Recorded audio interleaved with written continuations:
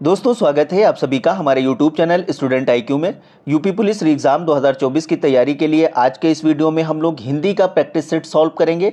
ये practice set आपके UP police exam के लिए काफ़ी इंपॉर्टेंट होने वाला है। इस प्रैक्टिस सेट के सभी प्रश्न आपके एग्ज़ाम और सिलेबस के अकॉर्डिंग ही हैं। ठीक है दोस्तों, चलिए शुरू करते हैं। अनुनासिक स्वरों का उच्चारण स्थल कौन सा है? अनुनासिक स्वरों का उच्चारण स्थल नाक और मुंह होता है। ऑप्शन ए करेक्ट आंसर है। दोस्तों, अनुनासिक स्वरों के उच्चारण में मुंह के साथ साथ नाक की भी सहायता लेनी पड़ती है। अगला प्रश्न है, सही वर्तनी वाला शब्द कौन सा है? सही वर्तनी वाला शब्द कार्यालय है। ऑप्शन बी राइट आंसर है। अगला प्रश्न है, शिक्षक संज्ञा का कौन सा प्रकार है? दोस्तों, शिक्षक संज्ञा का जातिवाचक प्रकार है, इसे जातिवाचक संज्ञा कहते हैं। शिक्षक शब्द पूरी शिक्षा जाति को प्रदर्शित करता है, इसलिए इसे जातिवाचक संज्ञा कहा जाता है। अगला प्रश्न है, किसी को बुलाओ वाक्य में किसी इनमें से क्या है? किसी को बुलाओ वाक्य में अनिश्चयवाचक सर्वनाम है। ऑप्शन सी करेक्ट आंसर है। कोई, कुछ, किसी आदि शब्द अनिश्चयवाचक सर्वनाम होते हैं, जबकि कोई, कोई, कुछ न कुछ आदि सर्वनाम होते हैं। अगला प्रश्न है, उनके बिना तुम कुछ नहीं हो वाक्य में संबंध बोधक शब्द कौन सा है? दोस्तों, उनके बिना तुम कुछ नहीं हो वाक्य में संबंध बोधक शब्द है बिना। ऑप्शन बी करेक्ट आंसर है। जो शब्द संज्ञा अथवा सर्वनाम का संबंध वाक्य के अन्य शब्दों के बताते हैं उन्हें संबंध बोधक शब्द कहते हैं। जैसे आगे, बिना, पास, ये सब संबंध बोधक शब्द होते हैं। अगला प्रश्न है, कश्मीरी सेब सिंदूरी लाल होता है वाक्य में रेखांकित शब्द विशेषण के किस भेद के अंतर्गत आएगा? वाक्य में रेखांकित शब्द सिंदूरी परिविशेषण के भेद में आएगा, क्योंकि जो शब्द विशेषण शब्दों की विशेषता बताए उसे परिविशेषण कहते हैं। जैसे कृष्णा बहुत अच्छा लड़का है, इसमें ऑप्शन सी करेक्ट आंसर है। अगला प्रश्न है, ये घोड़ा अच्छा है वाक्य में ये क्या है? वाक्य में ये सार्वनामिक विशेषण है। ऑप्शन बी करेक्ट आंसर है। पुरुषवाचक और निजवाचक सर्वनाम मैं, तू, वह के सिवा अन्य सर्वनाम जब किसी संज्ञा के पहले आते हैं तो सर्वनाम विशेषण कहलाते हैं। जैसे वह नौकर नहीं आया वाक्य में वह शब्द सार्वनामिक विशेषण होगा, यहाँ ये शब्द भी सार्वनामिक विशेषण ही है। अगला प्रश्न है, क्रिया के संदर्भ में इनमें से कौन सा कथन सत्य है? दोस्तों, क्रिया के संदर्भ में इसमें से ऑप्शन सी सही होगा। जब कर्ता एक क्रिया समाप्त कर उसी क्षण दूसरी क्रिया में प्रवृत्त होता है तो तब पहली क्रिया पूर्वकालिक कहलाती है। ठीक है, जब कर्ता एक क्रिया समाप्त कर उसी दूसरी क्रिया में प्रवृत्त होता है तब पहली क्रिया पूर्वकालिक कहलाती है। मोहन खाना खाकर सो गया वाक्य में खाना खाकर मोहन सोने की क्रिया में प्रवृत्त हुआ है, खाकर पूर्वकालिक क्रिया हो जाएगी। इसमें ऑप्शन सी करेक्ट आंसर है। अगला प्रश्न है, दिए गए शब्द किसके उदाहरण हैं ज्ञात कीजिए। अंदर, अन्यत्र, आगे, ऊपर, ये किसके उदाहरण हैं? दोस्तों, दिए गए शब्द स्थानवाचक क्रिया विशेषण के उदाहरण हैं। ऑप्शन सी करेक्ट आंसर है। स्थानवाचक क्रिया विशेषण से क्रिया के होने के स्थान का बोध होता है, उसे कहते हैं स्थानवाचक क्रिया। अगला प्रश्न है, जिन अवयवों का संबंध वाक्य से नहीं वक्ता के हर्ष, शोक आदि भाव से होता है वे होते हैं। दोस्तों, जिन अवयवों का संबंध वाक्य से नहीं वक्ता के हर्ष, शोक आदि भावों से होता है वे विस्मय बोधक अवयव कहलाते हैं। अगला प्रश्न है, निम्नलिखित प्रश्न में 4 विकल्पों में से उस सही विकल्प का चयन करें जो रेखांकित शब्दों के सही अवयव के भेद हों। विकल्प है, सीता के आगे रमा खड़ी है। ठीक है, सीता के आगे रमा खड़ी है। रेखांकित शब्द के आगे में संबंध बोधक अव्यय है, ठीक है, ऑप्शन बी करेक्ट आंसर है, संबंध बोधक अव्यय। जो शब्द संज्ञा सर्वनाम का संबंध वाक्य के अन्य शब्दों के साथ बताते हैं उन्हें संबंध बोधक अव्यय कहते हैं। अगला प्रश्न है, ग्रहों के नाम सदैव होते हैं। दोस्तों, ग्रहों के नाम सदैव स्त्रीलिंग होते हैं, ऑप्शन ए करेक्ट आंसर है। जैसे पृथ्वी स्त्रीलिंग है तो शनि पुल्लिंग होता है। अगला प्रश्न है, निम्न में से स्त्रीलिंग का कौन सा युग्म सही है। दोस्तों, इसमें से ऑप्शन डी सही होगा, आत्मा और पुस्तक, ये स्त्रीलिंग का सही युग्म है, बाकी तीनों गलत युग्म है। अगला प्रश्न है, निम्न वाक्यों में से कौन सा वाक्य एक वचन है। इसमें ऑप्शन सी करेक्ट आंसर है, कल बहुत वर्षा हुई थी, ये एक वचन है, ये वाक्य एक वचन है। कल बहुत वर्षा हुई थी में एक वर्षा एक वचन है, वर्षा पानी सोना आदि शब्द हमेशा एक वचन होते हैं। अगला प्रश्न है, आजकल भारत की जनता भी अधिकाधिक शिक्षित हो गई है, इस वाक्य में जनता शब्द का वचन है। जनता शब्द का वचन क्या होगा। दोस्तों, जनता शब्द का वचन एक वचन है, ठीक है, जनता एक वचन में है। जनता शब्द का अर्थ आम नागरिक होता है।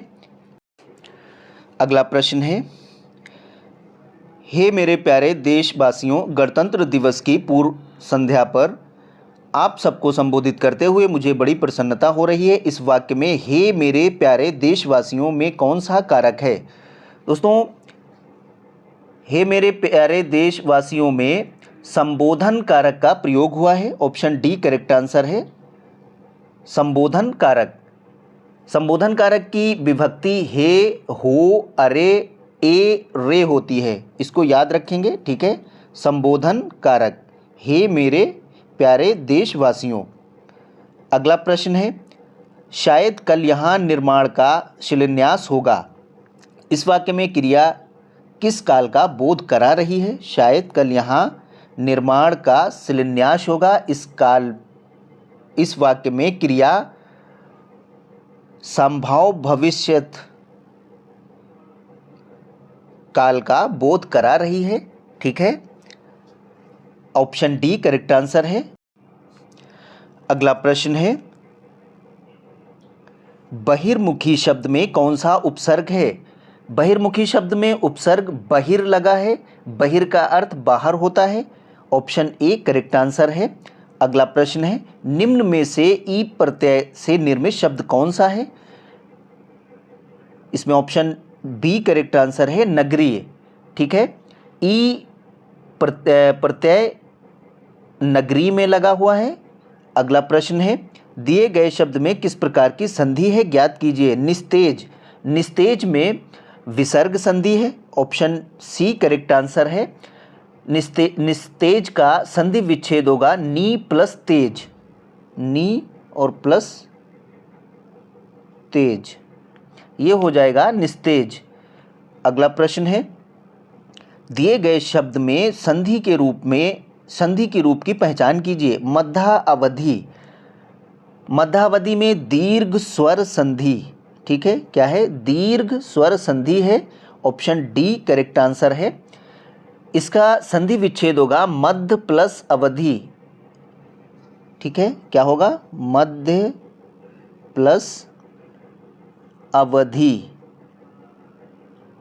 ये हो जाएगा मध्यावधि। और ये क्या है, कौन सी संधि है, दीर्घ स्वर संधि। अगला प्रश्न है, निम्नलिखित प्रश्न में 4 विकल्पों में से उस विकल्प का चयन करें जो दिए गए शब्द के सही संधि विच्छेद का विकल्प हो। व्यूह, व्यूह का संधि विच्छेद बी प्लस ऊह होगा, ऑप्शन डी करेक्ट आंसर है, ठीक है। व्यूह शब्द में यण संधि है, बी प्लस ऊ, जैसे यहाँ लिखा हुआ है, ये व्यूह का संधि विच्छेद होगा। अगला प्रश्न है, निम्नलिखित प्रश्न में 4 विकल्पों में से उस विकल्प का चयन करें जो दिए गए शब्द के सही संधि विच्छेद का विकल्प हो। बिहू, ये प्रश्न दोस्तों रिपीट हो गया है, इसमें ऑप्शन डी करेक्ट आंसर है, वी प्लस ऊह। अगला प्रश्न है, निम्नलिखित में से कौन सा अयादी स्वर संधि का उदाहरण है? अयादी स्वर संधि का उदाहरण इसमें से ऑप्शन डी हो जाएगा, शावक। शावक यानी शौ प्लस अक, शौ प्लस अक, ये शावक का अयादी स्वर संधि है, उदाहरण है इसका। अगला प्रश्न है, निम्न प्रश्न समास से संबंधित हैं, सुमेलित करें। सूची 1 को सूची 2 से सुमेलित कीजिए और नीचे दिए गए विकल्पों में से सही उत्तर चुनिए। ठीक है, एक सूची शब्द है, दूसरी सूची समास की है। इसमें ऑप्शन सी करेक्ट आंसर है। ऑप्शन सी में क्या है? 1 का 2 है, ठीक है, 2, 1, 4 और 3, ठीक है, 2, 1, 4 और 3 ऐसे होगा। शब्द क्या है? विदेश गमन, तत्पुरुष समास हो जाएगा ये। गिरिधर बहुब्रीहि समास है। देश विदेश द्वंद्व, यथाशीघ्र अव्ययी भाव समास, ये शब्द हैं और ये समास हैं उसके, तो इसमें ऑप्शन सी करेक्ट आंसर है। अगला प्रश्न है, निम्न में से कर्मधारय समास का उदाहरण कौन सा है? वेरी इंपॉर्टेंट प्रश्न है दोस्तों।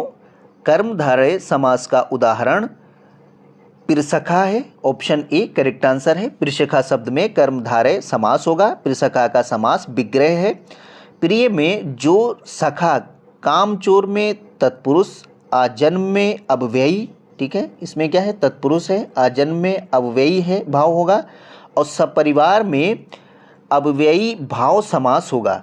ठीक है। अगला प्रश्न है, जब पानी बरसता है तब मेढक बोलते हैं में जब पानी बरसता कौन सा वाक्य है? इसमें ऑप्शन सी करेक्ट आंसर है, क्रिया विशेषण उपवाक्य। दोस्तों, जब पानी बरसता है तब मेढक बोलते हैं, इस वाक्य में जब पानी बरसता है क्रिया विशेषण का उपवाक्य है। अगला प्रश्न है, जब किसी वाक्य की क्रिया के लिंग वचन और पुरुषकर्ता के लिंग वचन और पुरुष के अनुसार हो तब वाक्य में कौन सा वाच्य होगा? जब किसी वाक्य की क्रियाकर्ता के अनुरूप परिवर्तित होती है अर्थात क्रिया की प्रधानता होती है तो वाक्य कृत्यवाच्य होता है। ऑप्शन बी करेक्ट आंसर है। कर्म की प्रधानता होने पर कर्मवाच्य होता है, ये कर्म की प्रधानता होने पर होता है। क्रिया की प्रधानता होने पर भाववाच्य होता है। अगला प्रश्न है, निम्नलिखित प्रश्न में 4 विकल्प में से उस विकल्प का चयन करें जो विदेशी शब्द का सही विकल्प हो। ऑप्शन ए है दीदार, बी खिड़की, सी चांद, डी लोटा। इसमें ऑप्शन ए करेक्ट आंसर है, दीदार। विदेशी शब्द का सही विकल्प दीदार है। 4 विकल्पों में से फारसी भाषा का होने के कारण विदेशी शब्दों की श्रेणी में ये आता है। अगला प्रश्न है, पाषाण का तद्भव शब्द है। दोस्तों, पाषाण का तद्भव शब्द पत्थर होता है। ऑप्शन बी करेक्ट आंसर है। अगला प्रश्न है, सही अर्थ वाला शब्द युग्म कौन सा है? सही अर्थ वाला शब्द युग्म कूल कूल वश शीतल। ऑप्शन बी करेक्ट आंसर है। वंश का शीतल होगा, कूल कूल वंश शीतल। ऑप्शन बी करेक्ट आंसर है। अगला प्रश्न है, अनिल अनल शब्द युग्म का सही अर्थ है। दोस्तों, अनिल अनल का सही अर्थ हो जाएगा ऑप्शन बी, हवा और आग। ठीक है, अनिल का अर्थ होता है हवा, अनल का अर्थ होता है आग। ठीक है।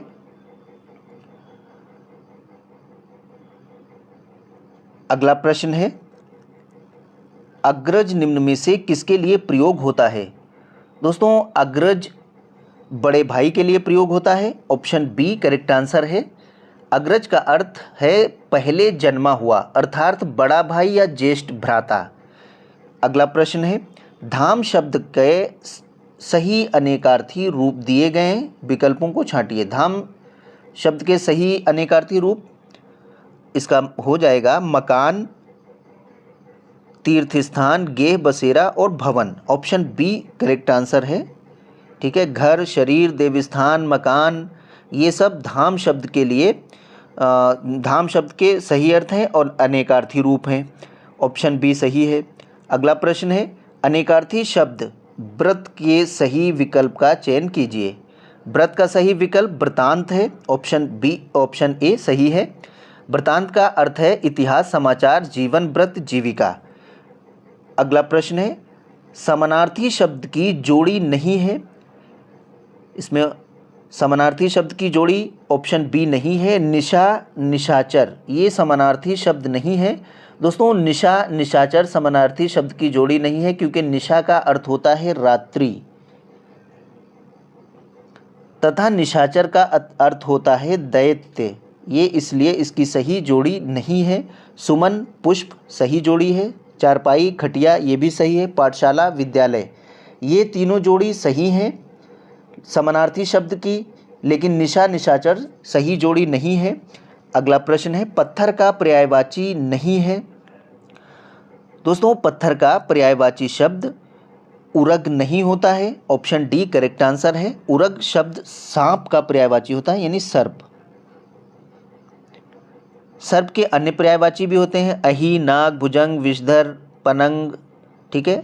जबकि पाषाण, अश्म, प्रस्तर, पाहन, उपल, पाषाण ये पत्थर के पर्यायवाची शब्द होते हैं। अगला प्रश्न है नाहर के लिए समुचित पर्यायवाची शब्द है। दोस्तों नाहर के लिए समुचित पर्यायवाची शब्द शेर होता है, ऑप्शन डी करेक्ट आंसर है। इसके अन्य भी पर्यायवाची शब्द होते हैं जैसे शार्दुल, केसरी, केहरी, पंचमुख, महावीर। नदी का पर्यायवाची शब्द सरिता, तटनी, अपगा, निर्झड़ी, कूलकंशा, तरंगिणी। अगला प्रश्न है निम्नलिखित में विलोम की दृष्टि से शुद्ध युग्म है। विलोम की दृष्टि से सही शुद्ध युग्म अल्पज्ञ बहुज्ञ होगा, ऑप्शन ए करेक्ट आंसर है। अल्पज्ञ बहुज्ञ होगा, ठीक है।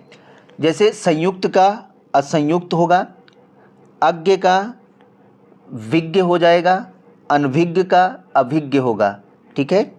अगला प्रश्न है स्पर्श जन्य बीमारी के लिए इनमें से उपयुक्त शब्द कौन सा है।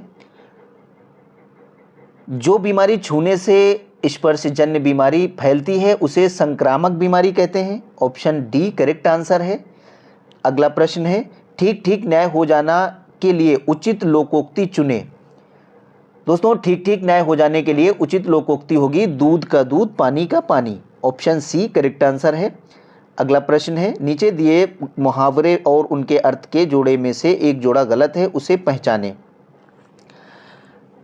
इसमें ऑप्शन सी करेक्ट आंसर है। आसन डोलना, ठीक है, विचलित न होना। आसन डोलना विचलित न होना अर्थ की दृष्टि से गलत जोड़ा है, क्योंकि आसन डोलना मुहावरे का अर्थ होता है किसी कारणवश मन का विचलित होना। बाकी ये तीनों सही है। अपने पैरों पर खड़े होना, स्वावलंबी होना, आँच ना आने देना, ज़रा भी कष्ट या दोष ना आने देना। और डी है आसमान टूट पड़ना, गजब का संकट पड़ना, ये तीनों सही है। आसन डोलना विचलित न होना ये गलत है। अगला प्रश्न है जड़ का विलोम है।